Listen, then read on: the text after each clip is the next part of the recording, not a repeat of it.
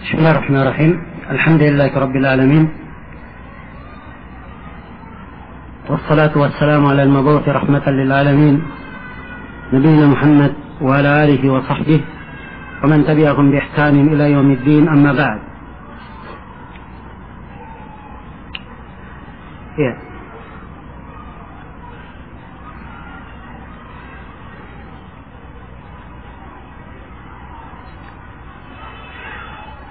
Masih tersisa bersama kita beberapa pembahasan lagi. Ini pembahasan yang ke-13 tentang beberapa syubhat, beberapa alasan syubhat, kerancuan orang-orang yang membolehkan riba. Ya. Bersama dengan jelasnya pengharaman riba di dalam syariat, dan bagaimana sedemikian detail uraian-uraian para ulama di dalam menjelaskan hukum-hukum riba, yang mana yang merupakan riba, yang mana yang bukan, bagaimana cara menyikapinya, ya, pembagian-pembagiannya, yang hampir seluruh ahkam syariat dibangun di atas hal ini. Karena itu salah satu syarat di dalam jual beli, tidak boleh ada muamalah riba di dalamnya. Salah satu syarat syahnya jual beli, tidak boleh ada muamalah riba di dalamnya. Maka perlu diketahui apa riba itu. Bersama dengan jelasnya pengharaman riba ini, masih ada sebagian dari manusia yang membolehkan riba, ya, membolehkan riba dengan bentuk apakah itu riba al-fadl, atau menamakannya dengan penamaan-penamaan yang lain. Ya. Kadang riba tersebut dinamakan dengan nama bunga, kadang dinamakan dengan nama bagi hasil. Ya. Maka di sini ada beberapa syubhat mereka, beberapa alasan, ya, kenapa katanya mereka katakan riba itu dibolehkan. Di antara syubhat mereka berkata bahwa pengharaman riba pinjaman itu tidak syah dalam sebuah hadits pun, dan tidak bisa dikiaskan terhadap riba yang kaitannya dengan riba jahiliyah. Ya. Nah, ini diantara syubhatnya, dan telah kita terangkan bahwa hadits memang yang menjelaskan kullu qardin yajurru naf'an fahuwa riba, setiap pinjaman yang di belakangnya ada manfaat, maka itu adalah riba. Hadits dengan konteks ini, itu memang ada kelemahan haditsnya. Tapi makna dari hadits ini, itu disepakati oleh para ulama. Ditunjukkan oleh dalil-dalil yang lain. Ya. Karena itu, tidak boleh seorang berpegang dengan sebuah riwayat, dia tinggalkan hadits-hadits yang lain. Dia tinggalkan hadits-hadits yang lain. Ya.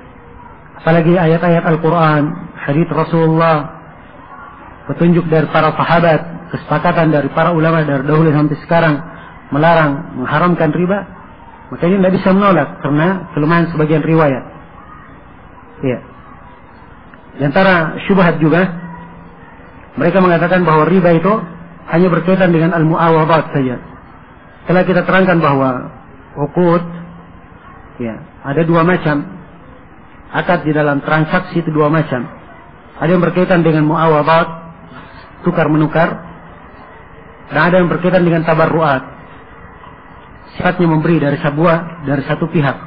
Kalau muawadat transaksi dari dua pihak, kalau tabarruat dari satu pihak saja, dan sifatnya ada irfaq, bantuan, santunan atau yang semisal dengan itu. Karena itu pembahasan wakaf, pembahasan hibah, pembahasan qard, semuanya masuk dalam uqud, dalam akad tabarruat. Mereka katakan di muawadat itu tidak boleh riba, tapi di tabarruat boleh.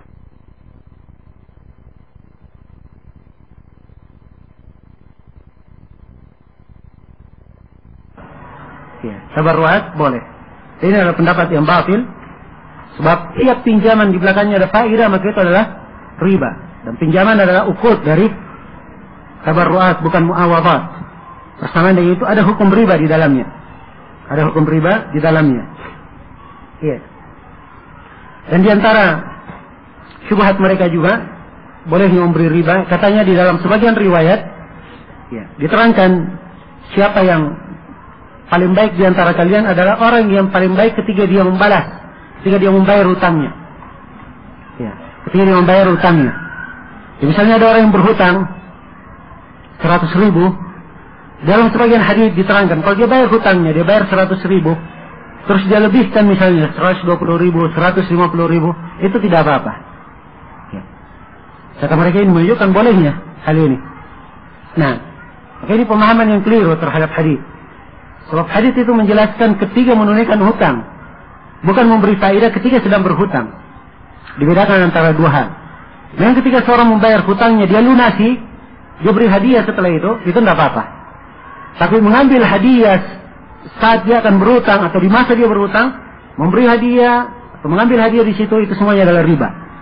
Semuanya adalah riba, tidak boleh. Iya, jelas? Nah, kalau misalnya ada yang berkata beri saya pinjaman 1 juta, ya ini ambil pinjaman 1 juta. Kamu dagang apa? Oh saya ingin dagang buah-buahan. Ya sudah, saya kasih kamu modal. Ya kamu kembalikan kapan saja. Kamu sudah berhasil, kamu kembalikan. Ya, saya beri pinjaman. Orang ini karena dia merasa berhutang budi dengan saya, dia datang. Ya, kadang dia bawakan saya buah-buahan atau yang semisal dengan itu. Maka mengambil hal ini hukumnya adalah apa? Hah? Boleh atau tidak? Tidak boleh. Ini hukumnya riba. Sebab hutangnya belum apa? Belum lunas. Kalau hutangnya dia lunasi, setelah itu dia kasih buah-buahan, boleh atau tidak diambil? Nah, di sini boleh. Sebab sudah lunas. Ya, bersama dengan lunasi dia apa? Dia beri hadiah. Ini tidak apa-apa. Jelas ya? Tapi tidak boleh orang yang memberi hutang itu mengharap hadiah. Ya. Apalagi mensyaratkan. Ya, ini 100.000, tapi kamu kalau kembalikan, ya kembalikan 100.000, tapi kamu maklum juga lah. Ya. Nah, ini kan dia tidak bilang minta tambahan, tapi kalimat maklum juga lah. Apa artinya? Ya, jelas ya? Maka ya harus dibedakan antara ini dengan itu. Ya.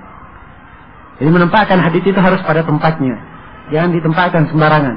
Ya sama dengan orang yang berdalilkan dengan ayat. Ini syubhat yang keempat. Syubhat keempat yang berkatakan kalau riba yang sifatnya sangat besar tidak boleh. Tapi kalau ribanya faedah wajar, ya nggak apa-apa kita ambil.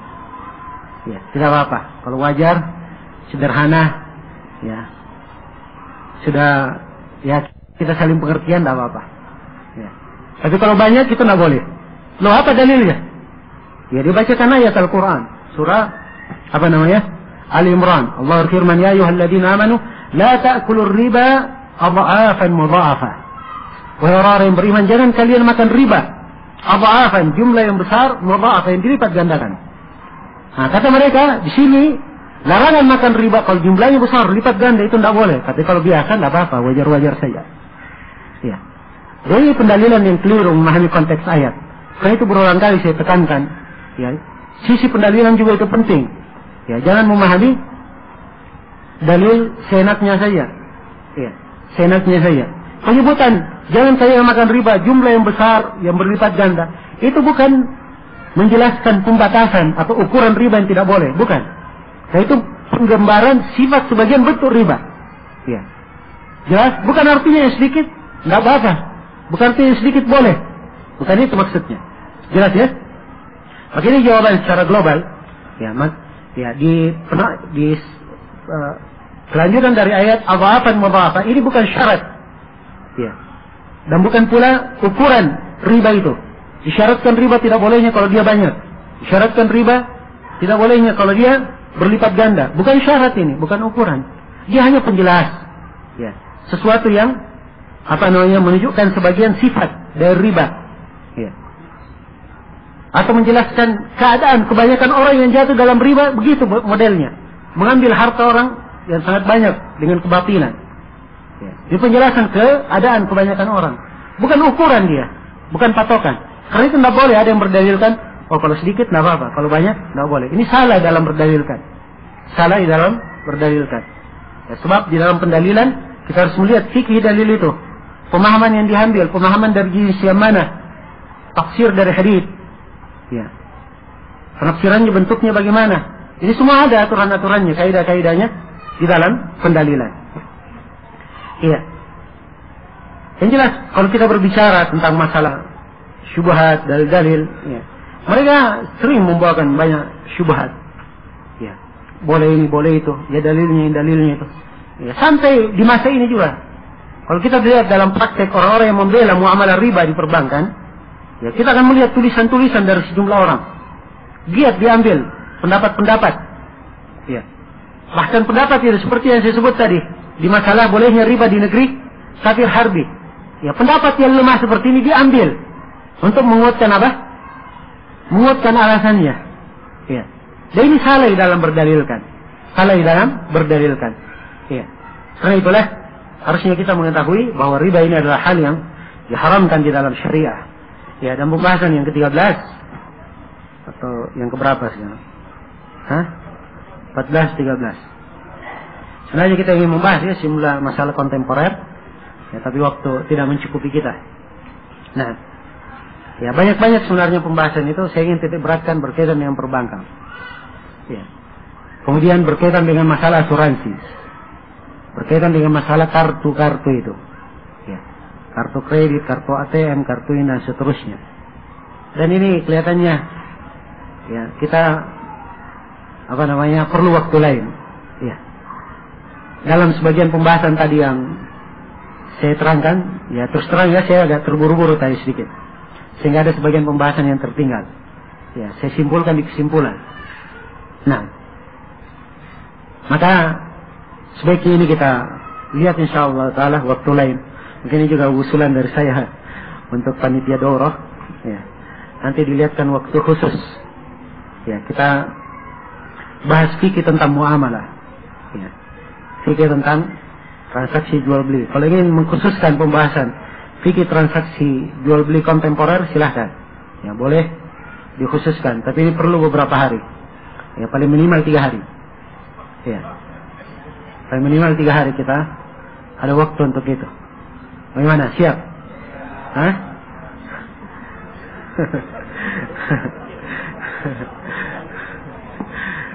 Ya. Ya, semoga Allah memudahkan di waktu yang lain. Nah, seperti ini jual beli, ya termasuk hal yang semua orang perlu kepadanya. Ya, perlu kepadanya.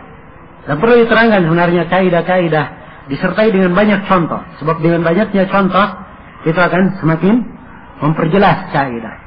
Ya, semakin memperjelas kaidah. Ya, dan saya terus terang mohon maaf atas ya banyaknya kekurangan di sini. Dan pembahasan yang terakhir di sini saya tutup dengan pembahasan bagaimana cara orang itu bertobat dari riba. Bagaimana seorang itu bertobat dari riba. Ya, bertobat itu adalah hal yang dituntut dari setiap hamba tatkala ia jatuh di dalam sebuah perbuatan dosa. Dosa apa saja? Jadi dituntut untuk bertobat. Nah, bertobat itu ada syarat-syaratnya sebagaimana dimaklumi. Dan hendaknya sesegera mungkin. Ya, sebelum luput waktunya. Ya, dan bagi orang-orang yang jatuh di dalam riba, ya, telah diketahui bahwa riba ini salah satu dari dosa yang sangat besar. Ya, salah satu dari dosa yang sangat besar. Dan Allah Subhanahu wa taala telah menyebutkan ancaman-ancaman yang sangat keras bagi siapa yang tidak bertobat dari perbuatan riba ini. Iya. Nah, karena setiap orang bertakwa kepada Allah. Siapa yang pernah jatuh, siapa yang jatuh dalam muamalah riba, maka hendaknya dia berhenti. Iya. Hendaknya dia berhenti. Siapa yang kembali, Allah tekankan, wa man aada fa ulaika ashabun nar hum fiha khalidun. Siapa yang kembali mengulanginya, maka dia adalah penduduk neraka, kekal di dalamnya. Iya. Ini ancaman yang sangat keras. Iya. Orang yang jatuh di dalam riba, ini tidak lepas dari beberapa keadaan. Nah, dilihat dia yang jatuh dalam riba ini siapa? Seorang muslim atau seorang kafir yang masuk Islam? Iya. Kalau dia kafir masuk Islam dan ada muamalah riba yang dia bawa, maka ayat sudah menjelaskan. Iya. Faman ja'ahu mau'izatun min rabbih fantaha falahu ma salaf wa amruhu ila Allah. Ya. Siapa yang datang kepada dia peringatan, fantaha, lalu dia berhenti. Ya. Maka untuk dia apa yang telah lalu? Jadi kalau dia sudah tobat, kafir masuk Islam, maka ya, apa yang ada dia miliki dari harta riba itu sudah menjadi miliknya bagi dia. Menjadi miliknya bagi orang kafir yang masuk ke dalam Islam. Kalau dia seorang Muslim, ya, apabila dia seorang Muslim, maka seorang Muslim yang jatuh dalam riba itu beraneka ragam bentuknya. Ada yang jatuh dalam riba, dia jahil. Ya. Dia tidak tahu ini riba, tapi dia lakukan. Ya.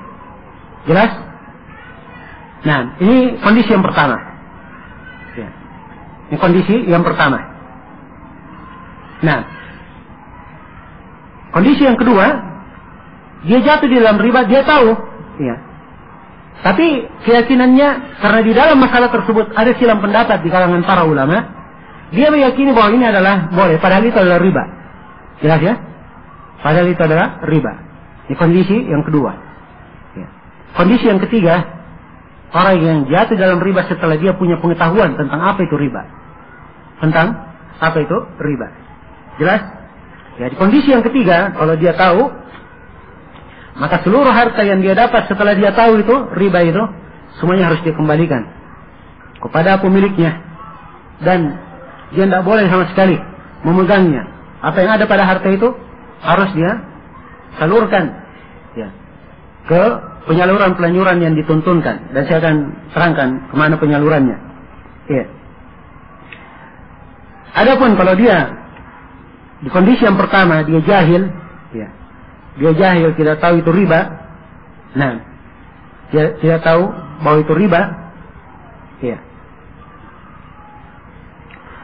Atau dia melakukan hal tersebut karena dia yakin itu benar, ternyata salah. Ya.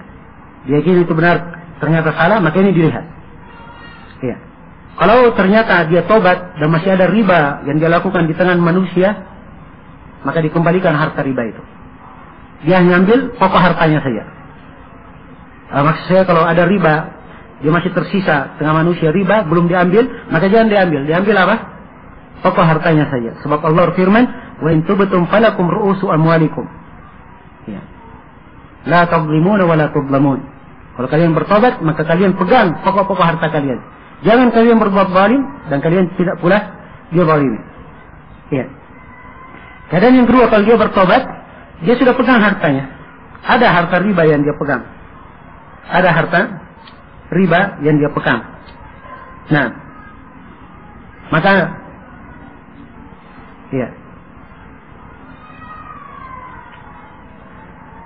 ini di dalam masalah ini letak apa namanya kedetailan fatwa para ulama dalam hal ini. Iya. Ada yang memfatwakan kalau dia sudah pegang harta riba, maka dibedakan antara dia mengetahui, ini kita pembahasannya sebelum dia ketahui ya, apakah dia tetap pegang atau tidak. Ya. Kalau ada harta orang di situ, harta riba yang diambil oleh orang, dia tahu orangnya dikembalikan. Tentunya dikembalikan sebab itu adalah hak. Ya. Tapi kalau sudah terlanjur dia pegang,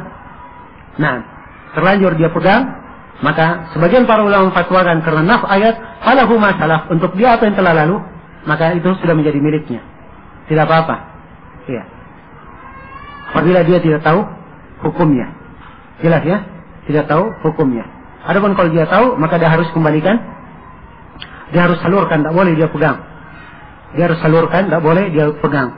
Ya, dan dalam penyalurannya, ya, sebagian para ulama kita ada yang memandang karena dia adalah harta yang kurang baik, maka hanya diarahkan di fasilitas-fasilitas umum saja. Ya.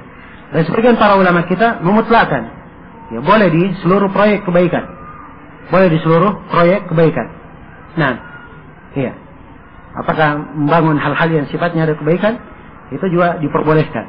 Walaupun menggunakan ya harta riba. Ada sebagian para ulama yang memberi fatwa dalam hal ini. Tentunya kalau kita mengambil ya sikap hati-hati, apalagi dia adalah harta yang asalnya adalah harta yang tidak baik, ya kalau digunakan untuk fasilitas umum, ya bukan dimanfaatkan dalam proyek kebaikan, saya kira itu lebih terarah insyaallah taala. Nah, yang jelas di sini ada sejumlah fatwa di kalangan para ulama yang berkaitan dengan masalah. Jadi ini secara global ya tentang orang yang bertobat dari perbuatan ribanya, wallahu taala alam. Ya.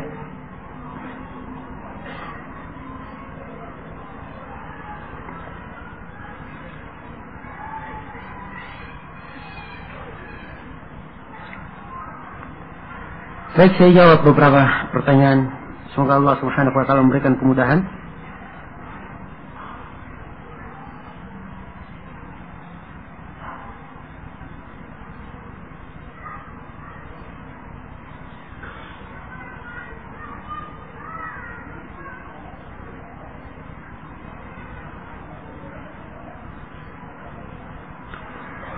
Seorang menggadaikan HP-nya kepada saya, lalu kami bersepakat bahwa dia akan menebus HP-nya pada waktu yang telah ditentukan.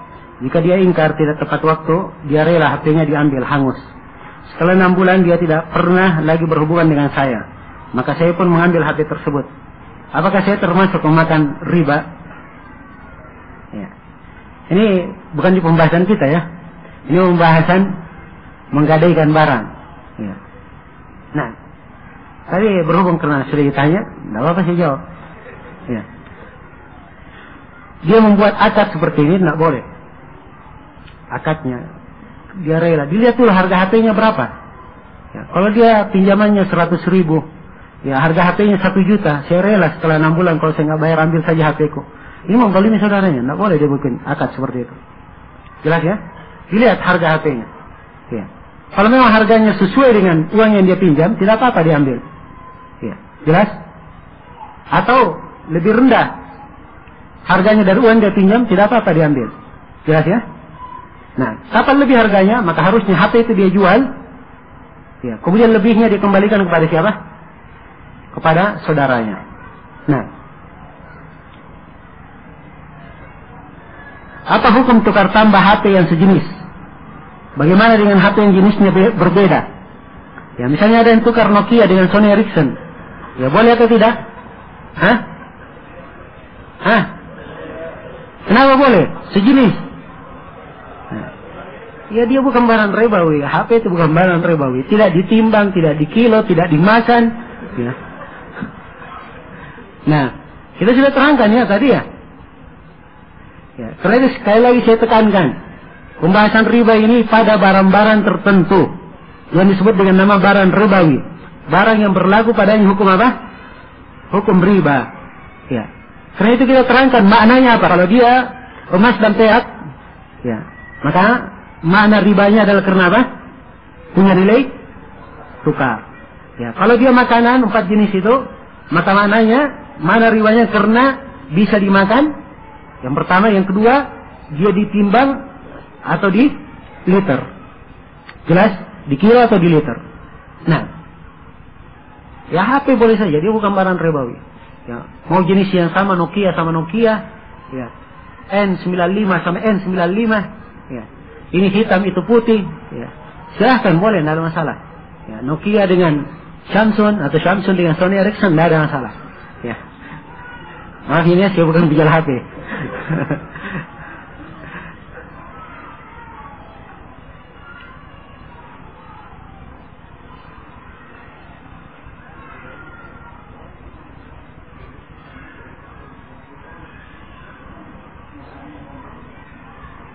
Apakah termasuk menyogok jika kita memberi uang yang diminta oleh polisi polisi lalu lintas karena ditilang bukan melalui sidang?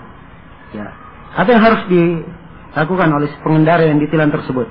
Ya tilang itu ada tilang di tempat. Ada tilang di tempat. Ya, kalau dia ditilang dia bayar, minta surat tilangnya. Ya selesai itu beres. Ya lengkap. Ya. Kalau dia bilang tidak usah ditilang Pak, nanti saya kasih saya duit. Ini tidak boleh. Ya. Tidak boleh. Jelas ya? Ya, jangan pakai kaidah sembarangan ya. Ini disebut kaidah lagi. Apa hukumnya kredit rumah BTN? Ya. Saya sudah bahas tadi tentang masalah kredit. Sisa dia terapkan saja. Ya. Pertama, siapa yang mengkreditkan untuknya, bagaimana akad kreditnya, ya. Sisa dia lihat. Ya. Jelas ya?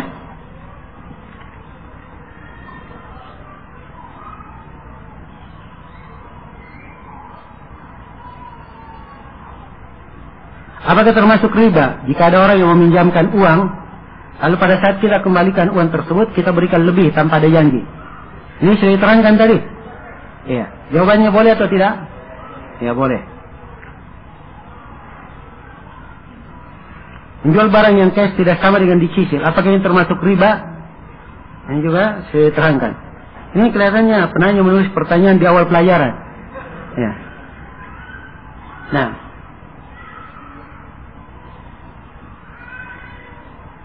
Di antara 7 dosa besar adalah zina, riba, dan membunuh. Mana yang paling besar dosanya? Ya. Kalau riba dengan zina, riba disebutkan lebih bahaya, lebih besar dosanya daripada apa? Zina. Ya, adapun dengan membunuh, ya Allah alam. Sebab ini juga mempunyai dosa yang sangat besar. Nah, siapa yang membunuh tanpa hak atau tanpa, bukan karena lantaran dia membunuh, Allah sebutkan faka'anna ma qatalan nasa jami'a, seakan-akan dia membunuh seluruh manusia. Ya. Bagaimana sistem mudharabah yang sesuai dengan syariat? Saya sudah gambarkan tadi ya, mudharabah ini salah satu dari sistem bersyarikat. Syarikat itu punya 5 bentuk. Punya 5 bentuk. Salah satu bentuk dari syarikat adalah syarikat mudharabah namanya. Ya. Mudharabah itu adalah kerjasama antara dua pihak. Satu pemodal, ya. Pihak yang pertama dia punya modal harta. Pihak yang kedua dia punya modal tenaga. Dia pelaksana. Jelas ya? Pelaksana. Ini syarikat mudharabah. Ya, kalau dia bersyarikat dengan akad, ya, yang disepakati membagi, ada keuntungan, ya, dia bagi, ya, sesuai dengan keadilan. Ini sesuai dengan jasa kerjanya, ini sesuai dengan modalnya. Maka itu tidak apa-apa insyaallah ta'ala. Adalah hal yang disyariatkan.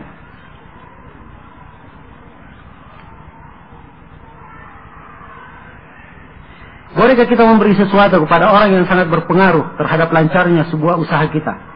Misalnya kita menitip sebuah barang di supermarket, seperti kue, lalu kita beri juga kepada orang tersebut. Ya, ini tidak boleh ya, sebab dia pegawai di situ. Orang itu adalah pegawai di situ, tidak boleh diberi hadiah. Ya, karena itu salah satu. Ya. Hal yang dilarang adalah memberi hadiah, dan itu dianggap gulul. Ya. Pegawai yang mengambil hadiah terhadap pekerjaan yang sudah merupakan pekerjaannya dan dia sudah digaji di situ, itu dianggap mengambil barang yang tidak resmi miliknya. Ya, gulul, barang harta rampasan perang dia curi. Jelas? Ya, karena itu Nabi menegur keras seorang sahabat yang ketika diutus ke Bahrain, ya, diutus oleh Nabi, pegawai Nabi, diutus mengambil upeti, jizyah. Begitu.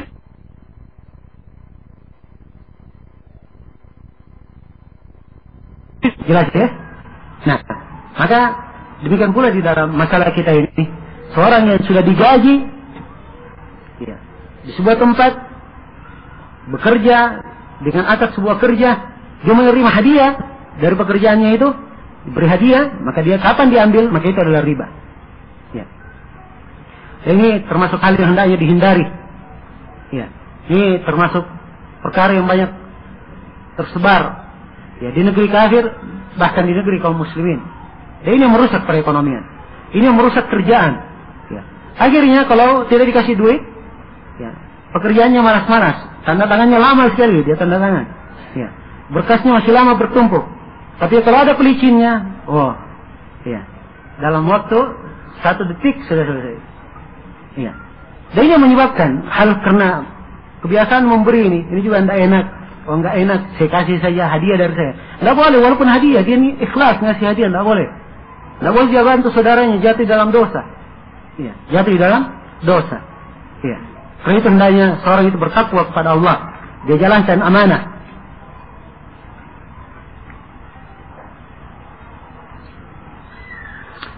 Bagaimana kalau kita sudah tahu bahwa mengambil uang di koperasi itu riba, haram, kemudian kita tetap mengambilnya di koperasi? Ya. Karena tidak bisa mendapatkan, karena hampir semua pinjaman pakai bunga. Ya. Nah, inilah termasuk ya problem di masa-masa ini. Kalau orang yang ingin dapat modal, seakan-akan tidak ada jalur dia dapatkan modal selain daripada apa? Dia memakai riba. Maka harusnya orang yang seperti ini bertakwa kepada Allah. Ya. Dan harus dia ingat bahwa pintu-pintu kebaikan, jalur-jalur yang halal itu masih banyak. Siapa yang bertakwa kepada Allah, Allah tidak akan melantarkannya. Ya. Harus ada ketakwaan dalam diri. Ya. Jangan langsung, oh saya terdesak ini. Ya. Tidak lagi jalan lain. Siapa bilang tidak ada jalan lain? Ya. Pintu-pintu rezeki Allah sangat banyak. Ya. Allah telah berfirman, "Wa may yattaqillaha yaj'al lahu makhraja wa yarzuqhu min haitsu la yahtasib." Barang siapa yang bertakwa kepada Allah akan diadakan baginya jalan keluar. Dan akan diberi rezeki dari area yang tidak pernah dia sangka. Dan Rasulullah SAW bersabda, "Wa man taraka syai'an lillahi abdalahu Allahu khairan minhu." Siapa yang meninggalkan sesuatu karena Allah, maka Allah akan mengganti dia dengan sesuatu yang lebih baik darinya. Iya.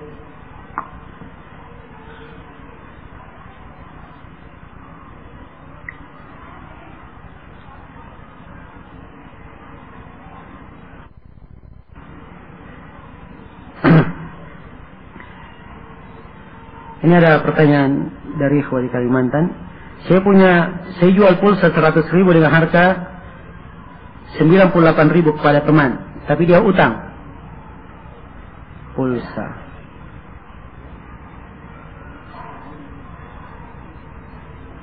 Kemudian dia bayar utangnya tersebut, dia memberikan kepada saya 100.000. Kemudian saya kembalikan 2.000. Tapi teman ini tidak mau mengambilnya. Dia katakan ambil saja. Ya. Apakah boleh mengambil sisa uang kembalian tersebut? Nah, apa jawabannya? Hah? Boleh atau tidak? Loh, kenapa? Ya, sebab ini membayar utang, ya kan? Membayar utang, tidak ada tukar menukar di sini. Ya, dia berutang, ya kan begitu dikasih, dia belum bayar, dia utang dahulu, kan begitu? Ya, jelas?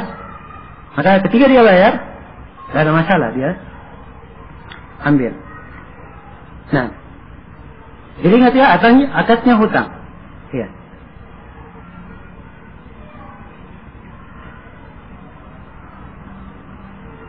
Bagaimana hukumnya membeli cara kredit yang hitungannya sudah ditambah dengan bunga?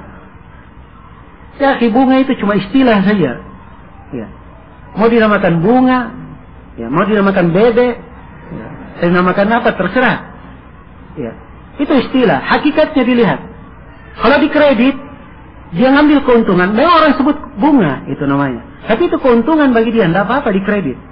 Dengan bentuk yang saya sebutkan tadi, di bentuk yang pertama, ya kan? Kalau saya 10 juta misalnya, kalau kredit berapa? 12 juta, 2 juta bunganya, itu kan mereka namakan apa? Bunga. Ya tidak ada masalah, mau namakan bunga, namakan apa, dia ada keuntungan yang boleh di sini. Jelas ya? Ya, kalau bunga bank itu yang dimaksud, ya dia simpan tabungan, dia dapat bunga dari situ, ya ini nggak boleh. Jelas ya? Ini nantinya diperbolehkan. Sebab ini dari bentuk riba. Iya.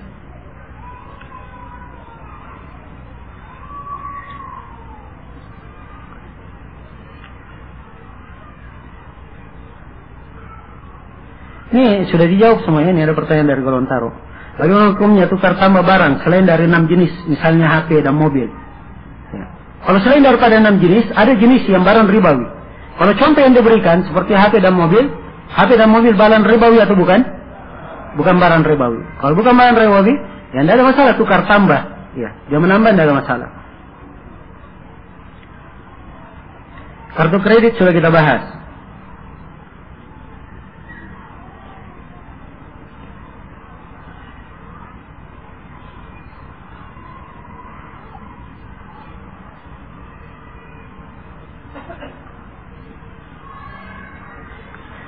Si A punya hutang kepada si B, tapi si A punya hutang kepada si C.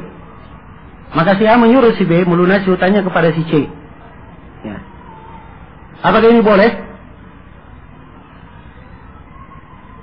Nah, Si A punya hutang kepada si B. Si B punya hutang kepada si C. Si A membayar.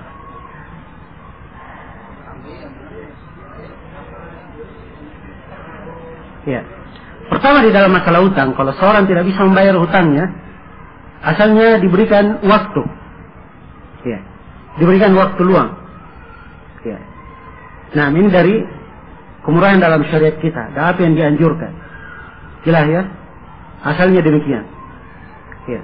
Kalau misalnya disetujui, si A setuju membayar kepada si C juga menerima, ya, tapi bukan dalam bentuk memberatkan si A karena dia tidak mampu dipaksa untuk membayar, maka insya Allah tidak ada masalah dibentuk ini. Tapi kalau dia terpaksa sehingga dipaksa untuk melunasi kepada si C, ya, berhubung karena si C ini badannya lebih besar, ya, tidak apa-apa kamu bayar saya kepada si C saja. Saya tidak mau tahu itu urusan kamu dengan dia. Ya, kalau kamu nggak bayar nanti kamu dipukul sama dia. Ya. Maka ini lain lagi masalahnya. Masuk pada memberi idrar kepada orang. Maka saya lihat perlu dirinci dalam masalah. Nah,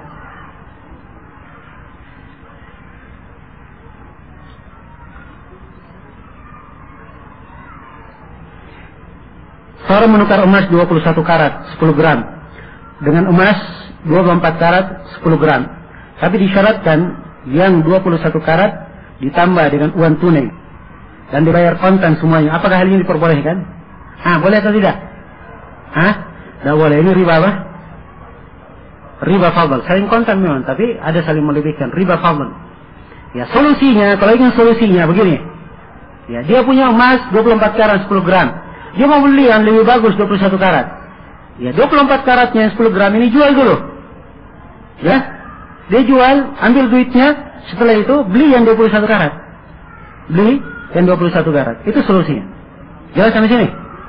Yang seperti ini tidak ada bentuk ribanya. Tapi kalau dia saling menukar tadi, kemudian dia menambah, ini riba fadl. Ya. Riba tambahan yang tidak diperbolehkan.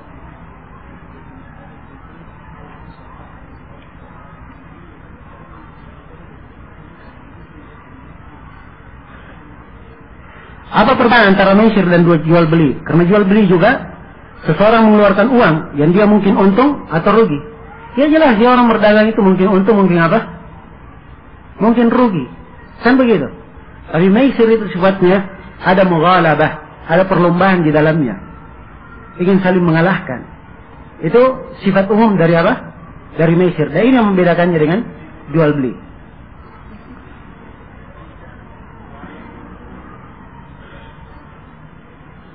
Apakah boleh orang menghutang beras di toko? Boleh atau tidak? Dia hutang pakai apa dulu? Harus ditanya, dia hutang pakai apa? Kalau dia hutang, oh ya saya ambil berasmu, nanti saya bayar kamu dengan beras juga. Boleh atau tidak? Ya ini riba apa? Riba nasiah. Tapi kalau beras saya ambil, nanti saya bayar pakai uang. Boleh atau tidak? Loh kenapa boleh? Dua-duanya barang ribawi. Lain apa? Lain jenisnya dan lain illahnya. Jadi dua jenis. Lain jenis, lain illah. Kita sudah sebut kaidah. Kalau lain jenis, lain illahnya, maka tidak disyaratkan syarat apapun di penukaran. Jelas ya?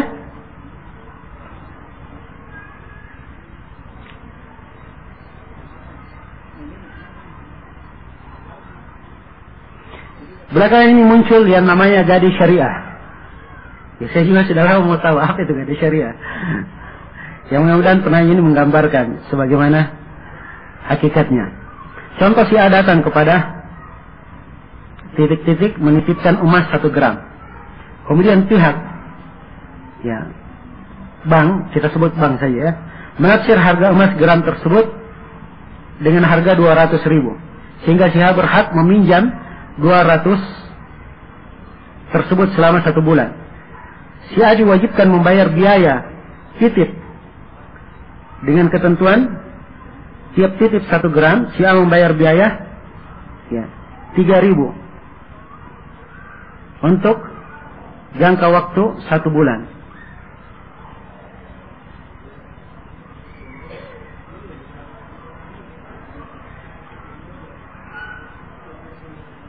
Ya ini letak masalah ya di dalam hal ini, perlu dipelajari. Ya. Kalau dia mengatakan biaya penjagaan, ya, maka dilihat biaya penjagaan ini wajar atau tidak dengan harga ini. Kalau dia tidak wajar, maka ini khila untuk berbuat riba. Ya. Kalau dia adalah wajar biayanya, ya, sebab kalau semuanya misalnya meminjam, semuanya ada biaya titip seperti ini, tukang jaganya cuma satu. Ya. Kalau banyak keuntungan yang dia akan dapatkan. Kan begitu. Maka ini diantara bentuk khila nanti jatuh ke dalam riba. Jelas ya? Ya. Kecuali kalau biaya penjagaannya wajar, ya, biaya penjagaannya wajar, maka ya, wallahu ta'ala alam, itu tidak ada masalah. Sebab dia tidak berkaitan dengan masalah apa? Pinjaman, ya. Tapi ini berkaitan dengan barang itu yang merupakan hak orang itu sendiri yang menggadaikan. Dia jaga barangnya. Dia jaga barang, dan penjagaan itu perlu apa? Perlu biaya. Iya.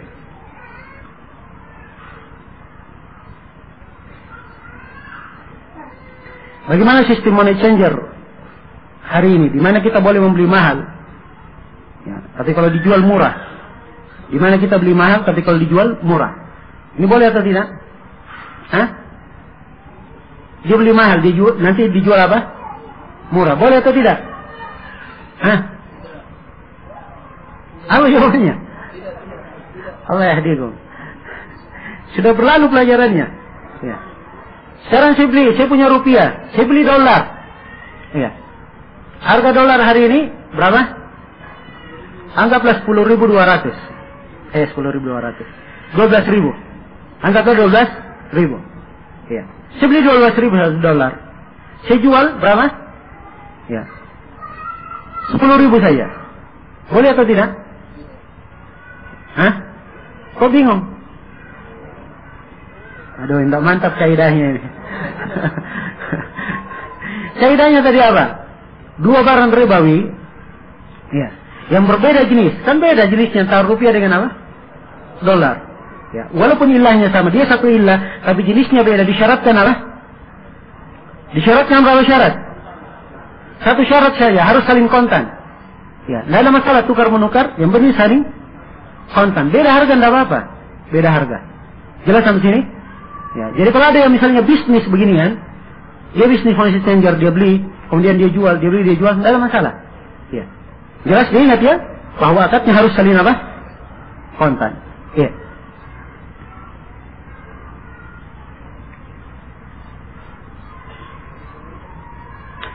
Apakah boleh kita ikut arisan setiap bulan, kemudian setiap arisan naik potongan yang telah ditetapkan dan disepakati?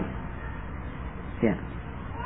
Ini arisan ini asalnya itu diantara pegawai asalnya. Ya. Orang yang mempunyai pemasukan tetap itu asal. Ini kalau mau cerita ya masalah arisan. Karena itu dia dalam bahasa Arabnya tidak disebut arisan, disebut jam'iyatul muwadhdhathin, perkumpulan para pegawai. Ya. Karena memang asalnya apa? Asalnya memang para pegawai yang main seperti ini. Kan begitu? Arisan kan berkumpul 20 orang. Setiap bulannya bayar 100.000. Jadi 20 kali 100.000 dapat berapa? Hah? 2 juta. Begitu? Ya kalau dia ada satu yang naik. Kan begitu? Dia dapat 2 juta. Dia dapat berapa? 2 juta. Iya. Yang lainnya? Ya. Nanti juga akan mendapatkan 2 juta. Tapi ini berbeda waktunya. Jelas ya? Ya, kalau bentuk yang saya gambarkan yang tadi, ini letak silam pendapat di kalangan para ulama kita di masa ini. Ada yang tidak boleh secara mutlak. Ini fatwa Syekhuna Syekh Shalih Al-Fauzan. Beliau sama sekali mutlak tidak boleh. Iya. Kalau Syekh bin Baz rahimahullah, Syekh bin Utsaimin boleh. Iya. Boleh, yang penting semuanya tidak ada menambah dari jumlah apa? Jumlah yang dia masukkan. Iya. Kalau misalnya ada arisan seperti yang kadang disebut arisan motor atau arisan haji, ya. Misalnya ada yang mau beli motor, 100 orang misalnya, atau anggaplah 20 orang. Iya, arisan. Setiap orang kumpul setiap bulannya, ya. Berapa orang tadi saya sebut? 20 orang. Setiap orangnya, ya. Setiap bulannya dia kumpul berapa? 500.000. Ya. Jadi satu kali kumpul, semuanya berapa yang terkumpul? 20 orang ini 10 juta. Harga motor 14 juta. Ya sudah, ini sekarang terkumpul tiap bulannya 10 juta. Siapa yang mau ambil? Ya, sistemnya dilelang. Ada yang mengatakan saya 4 juta. Ada yang mengatakan saya 4,5. Ada yang mengatakan saya 5,5. Ya, jelas? Nah, kalau seperti ini arisan tidak boleh. Tidak boleh yang seperti ini. Sebab ini mengumpulkan banyak pelanggaran. Mengumpulkan di dalamnya banyak pelanggaran. Ya. Karena itu kalau tanya tentang arisan, jelaskan jenis arisan mana yang diinginkan. Bagaimana bentuknya.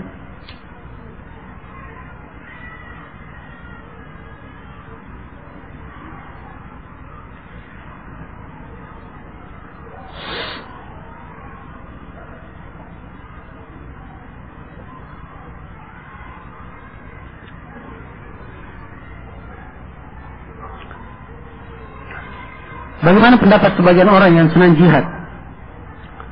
Bagaimana pendapat sebagian orang yang senang jihad? Ya, semua dari kita senang berjihad, ya. Ya. Setiap muslim harus senang berjihad. Ya.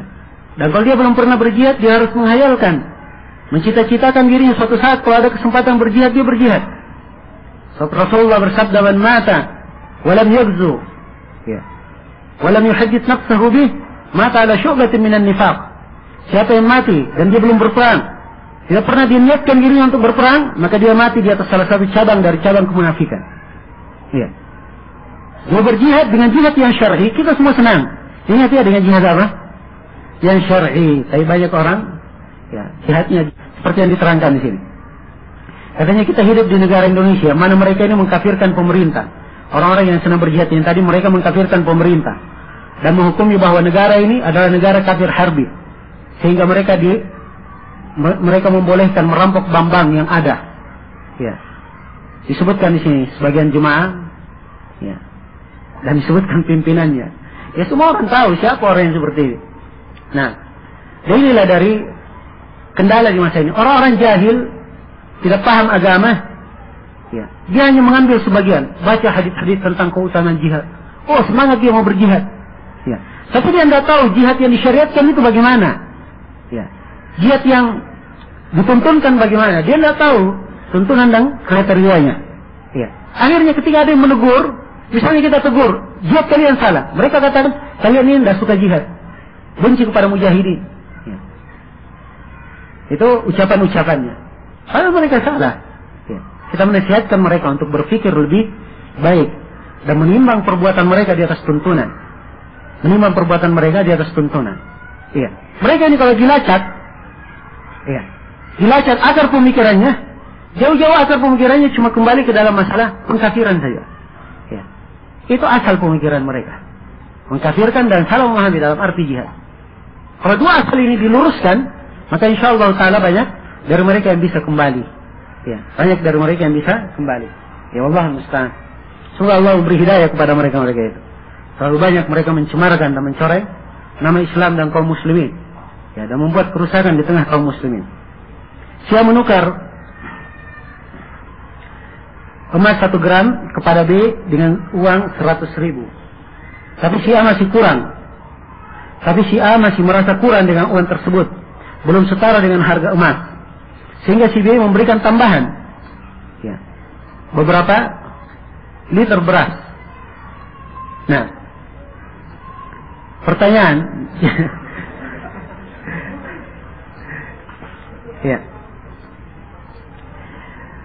Pertanyaan, jika si B hanya memberi si A uang dahulu emas, kemudian uang kontan, dan berasnya diakhirkan, apakah terhitung riba nasiah? Apakah terhitung riba nasiah? Ya, kalau dia lebihkan dengan beras tidak apa-apa, ya. Cuma pertanyaan di sini, berasnya diakhirkan, apakah diperbolehkan? Jawabannya tidak diperbolehkan. Ya. Jawabannya tidak diperbolehkan. Ya. Sebab ini ikut kepada akadnya dan tidak boleh dia mengakhirkannya. Ini yang dibahas sebenarnya di ada pembahasannya. Pembahasan mut ajwa dan dirham. Ada pembahasannya, cuma kita belum sempat uraikan. Nah,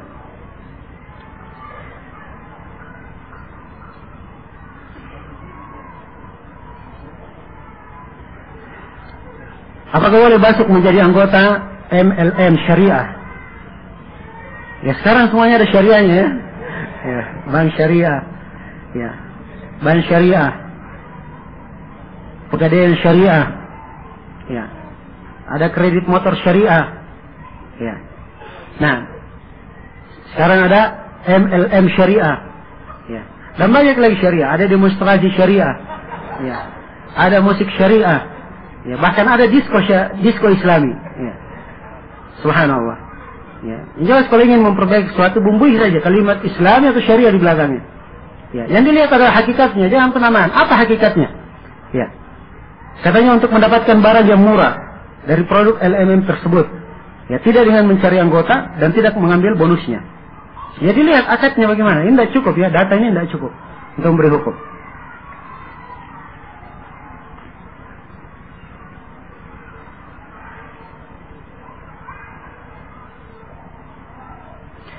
Saya mempunyai piutang yang banyak, tapi nagihnya susah.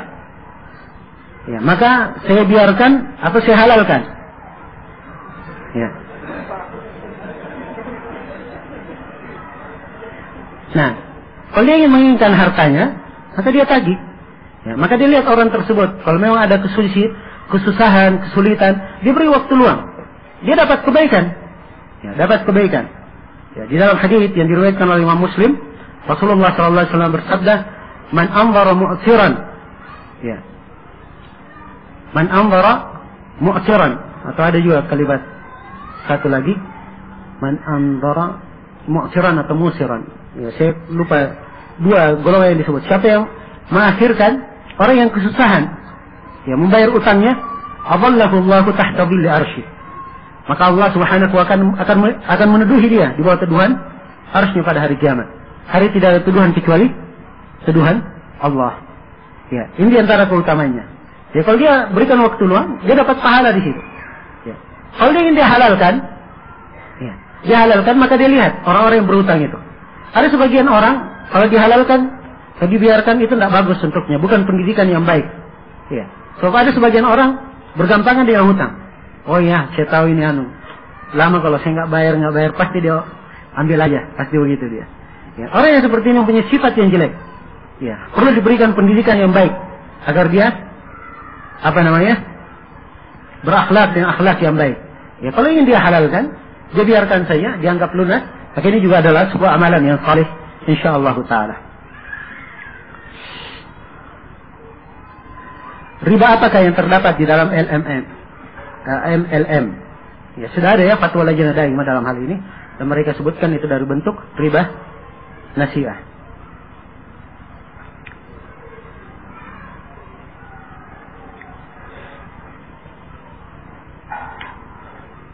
Bagaimana jika sawah yang digadaikan tersebut dimanfaatkan oleh yang meminjam uang dengan persetujuan yang menggadaikan sawahnya dan hasilnya dibagi dua? Ya, kalau dia bagi hasil, dia buka akad baru. Ya, syaratnya yang pertama, ketika dia buka akad, maka seakan-akan akad ini tidak ada hubungannya dengan hutang dia.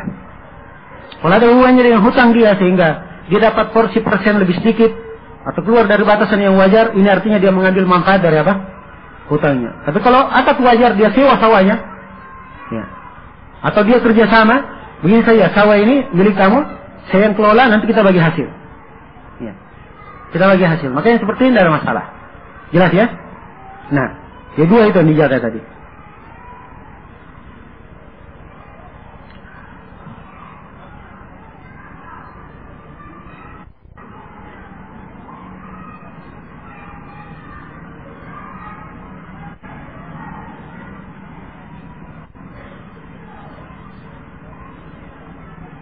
Ini sudah kita jawab ya. Bagaimana hukum uang denda tagihan listrik bagi orang yang menunggak? Ya. Siapa yang memberi denda ini? Yang bertanya ini apa maksudnya bertanya? Apakah dia memberi denda kepada orang? Atau dia yang kena denda? Ya. Setahu saya listrik itu punya pemerintah ya. Pemerintah yang kasih denda. Ya, kalau dia didenda, bayar, ya dia tidak bisa lepas, dia harus bayar saja. Ya, walaupun denda itu tidak boleh, ya. Tapi karena dia dipaksa untuk bayar saja. Nah, jelas ya? Kalau dia tidak bayar juga, dia tidak pakai listrik nanti. Ya. Tapi kalau dia yang memberikan fasilitas kepada orang, misalnya dia punya listrik banyak, ada tetangganya atau ada kos-kosan misalnya milik dia, Ya, listriknya ikut kepada dia bagi-bagi, kemudian bayar kepadanya. Kalau menunggak diberi denda, maka ini tidak boleh dia menjatuhkan denda. Jelas ya?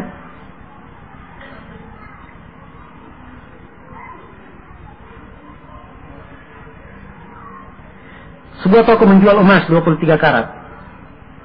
Ya, setelah dilebur ternyata emasnya 21 karat.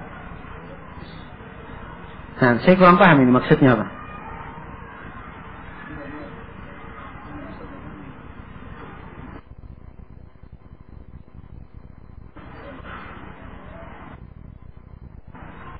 Ya. Kalau yang dia maksud 3 karat. Akadnya olah sendiri emas itu, ternyata emasnya 21 karat. Salah penjualnya. Harusnya di akadnya 21 karat, ya. Penjualnya menyangka bahwa itu 23 karat, sehingga dia beda harga. Kalau seperti ini, maka harusnya membabil amanah, dia kembalikan lagi. Dia datang lagi ke pemilik toko, bahwa emas kamu bukan 23 karat, dia 21 karat. Harganya berapa? Dia membayar selisihnya. Jelas ya? Ya, dia membayar selisihnya.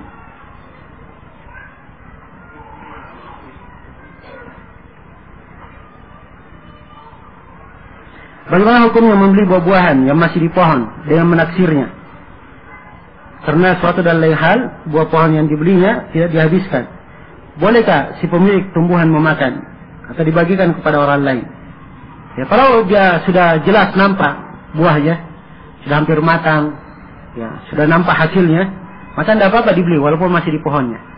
Walaupun masih di pohonnya. Ini itu diperbolehkan. Iya. Nah, adapun kalau ada lebihnya, maka dilihat urf dan kebiasaan. Kalau akadnya dia akan datang lagi mengambil, maka dia tidak boleh ambil sampai orangnya datang.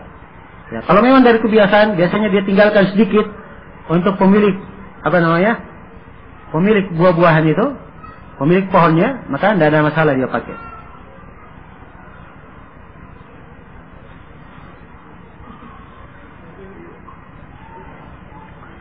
Ini banyak yang tanya ya, hal yang sudah kita terangkan. Saya nggak tahu pertanyaan ini karena sudah dari tadi pertanyaannya atau karena tidak paham. Ya, saya nggak mengerti. Ya mudah-mudahan karena pertanyaannya dari tadi datangnya, bukan karena tidak paham. Ya, kalau nggak paham materinya, diulangi kembali ya, didengarkan kembali supaya paham. Jangan sampai ada yang keluar dari sini salah pemahamannya. Ya. Karena itu, ya seorang berijtihad. Dia dengarkan kembali, dia pahami. Kalau misalnya dia ragu dalam pemahamannya, tidak apa-apa ditanyakan kembali. Siapa pembicara Ustaz begini dan begini? Apakah pemahaman saya benar? Tidak ada masalah. Ya jelas ya.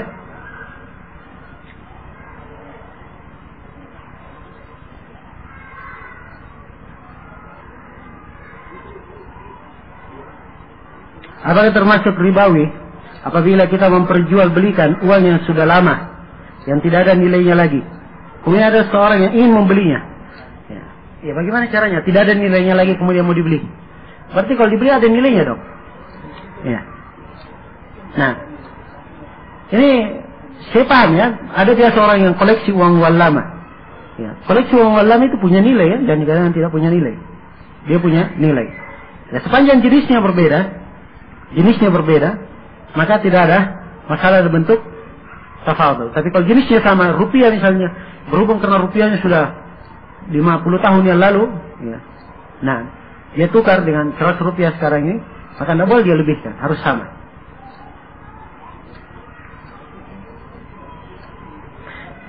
Bagaimana usaha yang dibangun di atas hasil usaha riba? Ini telah saya terangkan tadi, dirinci bagaimana ribanya itu apa. Ya. Dari mana didapatkan, bagaimana prosesnya. Itu perlu dilihat ya.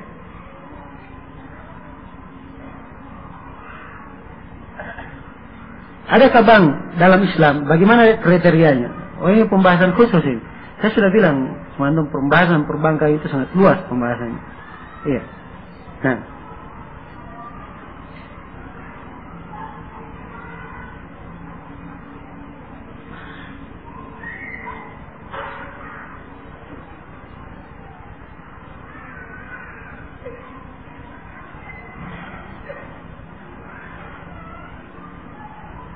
Baik, saya jawab dulu sebagian pertanyaannya. Ini ada pertanyaan dari Jepang. Apakah boleh kita berbisnis halas yaitu mengambil keuntungan dari selisih nilai jual mata uang. Ini sudah kita terangkan tadi ya, bahwa boleh bisnis yang seperti ini. Ini dari Malaysia, apakah boleh menggunakan fasilitas asuransi kesehatan yang disediakan oleh perusahaan secara otomatis. Kita tidak membayar premi bulanan, tapi perusahaan yang membayarnya. Kita hanya menerima fasilitas tersebut. Ya. Dilihat fasilitasnya. Kalau perusahaan ini milik siapa? Perusahaan asuransi ini, kalau dia milik perusahaan, maka itu artinya pinjaman dari perusahaan murni. Tidak ada masalah diambil. Tunjangan namanya dari perusahaan. Tapi kalau asuransi di luar perusahaan asuransi misalnya, ya. Kemudian perusahaan Ikhwa yang bertanya misalnya, dia kerja di sebuah perusahaan, perusahaannya bayar ke perusahaan asuransi, ya. Pegawai tidak ada yang bayar, tapi perusahaan yang bayar. Maka mengambilnya di sini tidak boleh. Kenapa? Sebab perusahaan asuransi itu ketika membayar, ya, yang membayar ke perusahaan asuransi ini bukan dari perusahaannya saja, ada perusahaan yang lain, ada orang-orang lain yang masuk di situ. Maka kalau ketika dia menerima dari tunjangan asuransi, itu artinya dia menerima juga dari harta orang lain. Ini tidak boleh. Ini adalah hal yang tidak bolehkan. Harusnya dia tinggalkan. Nah, dan saya dengar di banyak kesempatan Syekhuna Syekh Shalih Al-Fauzan ditanya tentang hal ini, dan beliau tidak membolehkannya.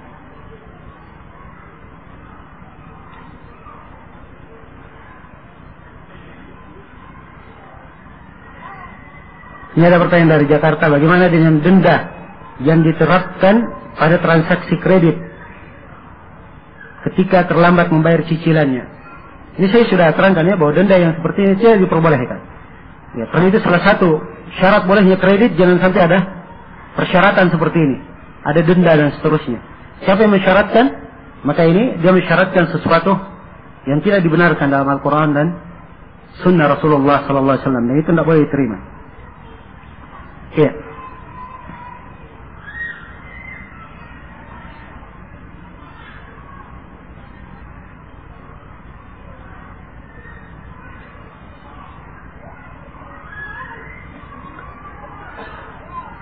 Apakah termasuk riba yang dilakukan kebanyakan super atau minimarket?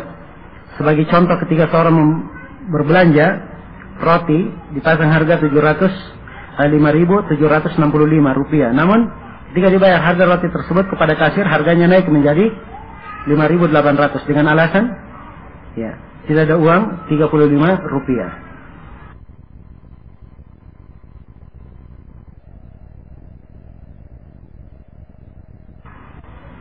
Nah, apa orang-orang yang di bidang ini, mereka memasang harga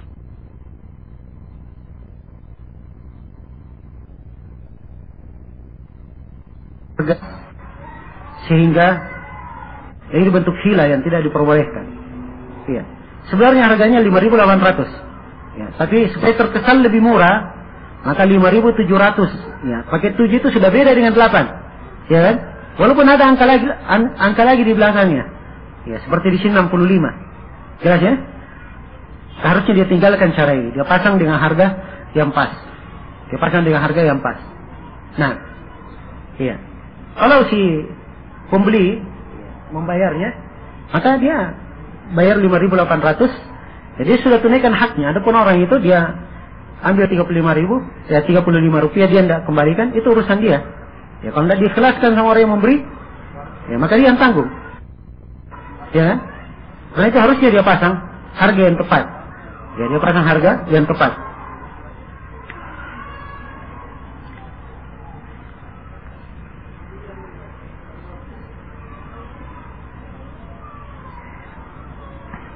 Apakah juga termasuk riba karena ada toko yang tidak mempunyai uang logam atau recehan dengan mengganti gula-gula? Nah, seperti yang dilihat kepada uruf pertama di toko itu. Kalau toko ini sudah diketahui dia tidak bayar pakai recehan, dia bayar pakai gula-gula, ya. Kalau dia pasang pengumuman tidak ada uang recehan, diganti dengan orang lihat misalnya, itu tidak apa-apa supaya jelas. Ya, terang ini ya. Tapi kalau dia tidak tahu, dia tidak ada ini uang recehan, ini gula-gula saja. Itu namanya memaksa membeli. Ya, memaksa untuk membeli.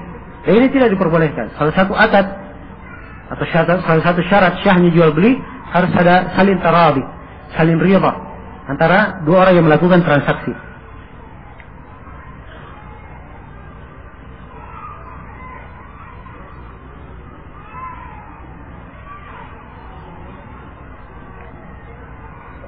Bagaimana hukum menjual barang dengan cara mencicil dengan harga 2 kali lipat? Menaikkan harga itu boleh-boleh saja. Ya.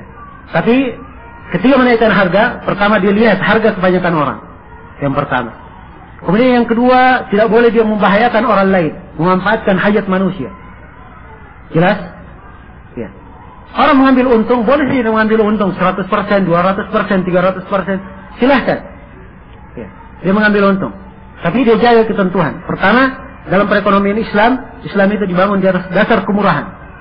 Kemudian yang kedua, tidak boleh dia membahayakan orang lain. Kemudian yang ketiga, jangan dia memanfaatkan hajat manusia. Dia jaga ketentuan ini. Dia naikkan berapa saja silahkan. Yang penting dia menjaganya.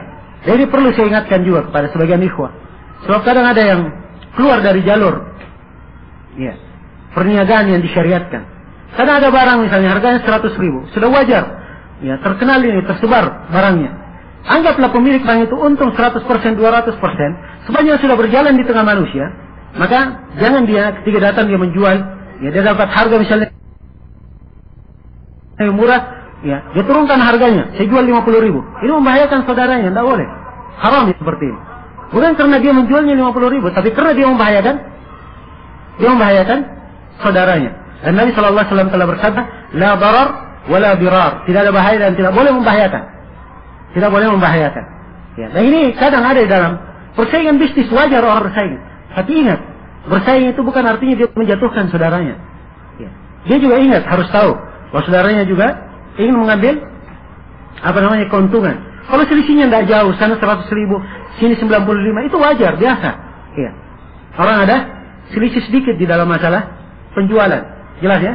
Tapi kalau selisih sangat jauh menjatuhkan harga saudaranya, ini adalah hal yang tidak pantas terjadi. Nah, dan saya terus terang berbicara seperti ini karena saya melihat ada praktek-praktek, ada cekcok di kalangan sebagian ikhwah, ya gara-gara yang seperti ini.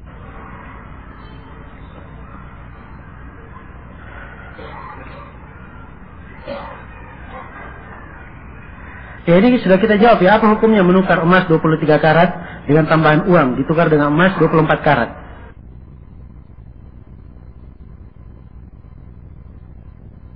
Ya jawabannya boleh atau tidak? Jawabannya tidak boleh. Cara yang benarnya bagaimana?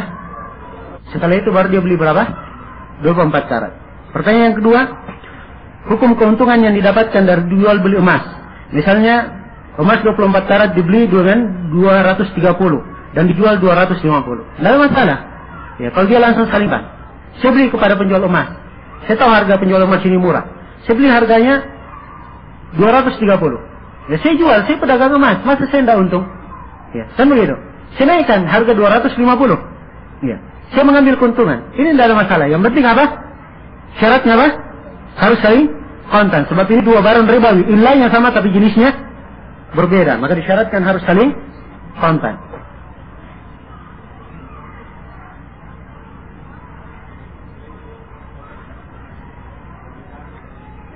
Ya sudah ya pertanyaannya ini. Biasa waktu lagi, jangan ditambah lagi pertanyaan. Ini masih banyak ini. Waktunya sedikit. Ini kita sudah berlalu 1 jam dari waktu yang diwaktukan, ditentukan. Tapi yang dalam masalah ini hari terakhir. Ya. Tidak apa-apa kan? Hah? Oh ya. Apa hukumnya menggantikan sawah atau empang dengan sejumlah uang atau emas dengan perjanjian bagi hasil? Ini sudah kita jawab ya.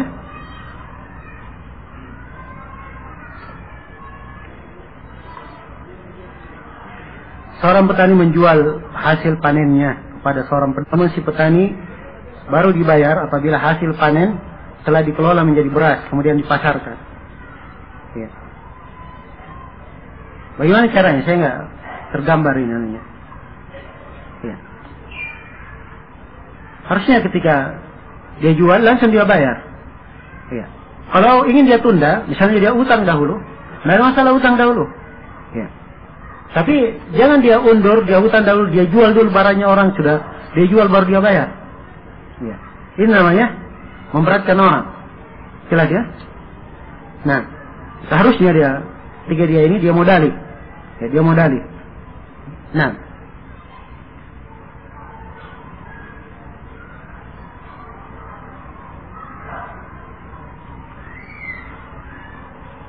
Bagaimana hukumnya menabung di bank? Setiap bulannya dipotong sekian rupiah untuk biaya administrasi. Ya, menabung kalau memang ada biaya administrasi itu tidak ada masalah. Seorang menggunakan kartu ATM, butuh biaya administrasi, butuh pencatatan. Ya. Perlu pegawai yang menjawab pertanyaannya. Kalau dia perlu perinan, rekening, dia diberikan perinannya. Ya. Jelas? Makanya seperti ini tidak ada masalah, wajar diambil. Ini sudah berapa kali ini pertanyaan masalah handphone ini. Ya, handphone boleh gak ditukar dengan handphone yang lain?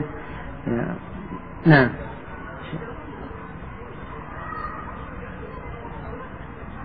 sudah ada lebih 10 kali saya lihat pertanyaannya. Ya.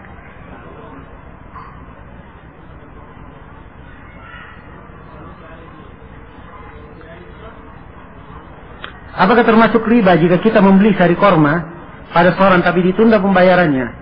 Ini saya heran kok ditanya seperti ini. Ya. Kalau sari korma dia bayar dengan korma itu baru dipermasalahkan sebab sejenis. Tapi ini dia bayar pakai uang, beda. Ya. Beda jenisnya. Jelas beda jenisnya dan beda ilahnya. Ya. Karena itu tidak ada masalah. Tidak masalah. Karena itu sekali lagi saya tekankan, perhatikan baik-baik. Mana bagian ribawi itu apa? Ya. Jenis penukaran yang dilarang itu bagaimana? Ya. Syaratnya bagaimana? Itu diperhatikan, diterapkan semuanya.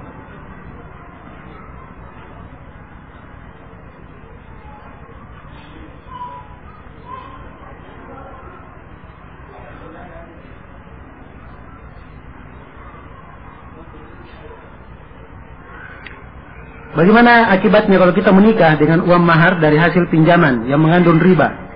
Apakah sebaiknya dilakukan orang itu untuk mendapatkan keberkahan dalam pernikahannya?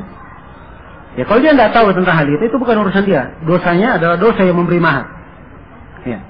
Adapun dia sendiri, ya, menerima mahar dia tidak tahu dalam hal ini, itu telah menjadi haknya, menjadi miliknya. Tidak ada masalah insyaallah taala. Sambil dia menasihatkan, ya, kepada semua pihak bertakwa kepada Allah dan jangan mengulangi perbuatan itu lagi.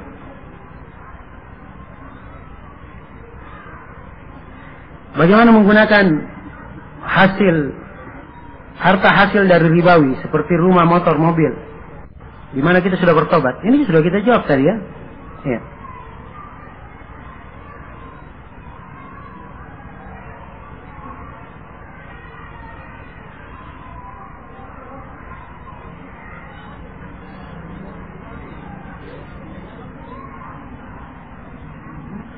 Saya mengambil barang dagangan di sebuah toko dengan jaminan STNK motor tanpa ada perjanjian atau ikatan apapun. Apakah boleh? Bagaimana caranya? Tidak ada perjanjian, ikatan apapun. Ya, harga barangnya dia tahu atau tidak? Ya. Berapa barang yang diambil? Ya, semuanya itu perlu ya. Tidak mungkin terjadi akad tidak ada yang dirau.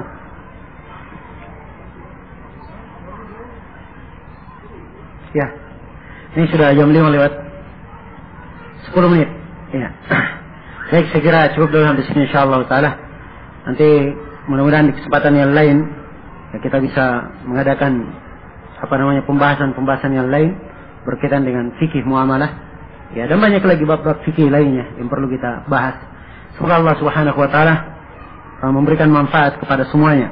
Ya, dan tadi diingatkan oleh panitia bahwa ada penyampaian yang mungkin akan disampaikan oleh panitia, dan saya sendiri berwasiat kepada seluruh ikhwah dan akhwat untuk senantiasa bertakwa pada Allah Subhanahu wa taala dan semangat di dalam menuntut ilmu agama, tafaqquh dalam agama, sebab mempelajari ilmu agama itu adalah kebaikan bagi hamba. Tidak ada kerugian dia mempelajarinya. Ya.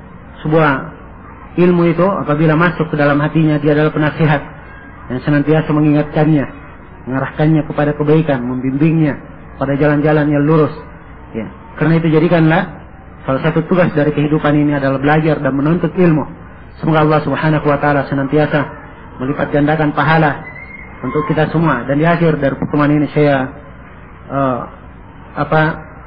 mengucapkan terima kasih saya kepada seluruh ikhwah yang menjadi sebab terselenggaranya acara daurah ini, dan semoga Allah Subhanahu wa taala memberikan balasan kepada seluruh yang mempunyai partisipasi dalam daurah ini, apakah itu sebagai panitia pelaksananya atau tim sibuknya atau yang memberikan biaya dalam pendanaan daurah ini.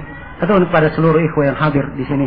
Semoga Allah Subhanahu wa taala memberikan pahala sebesar-besarnya dan melipat gandakan pahala untuk kebaikan untuk kita semua. Wallahu taala alam.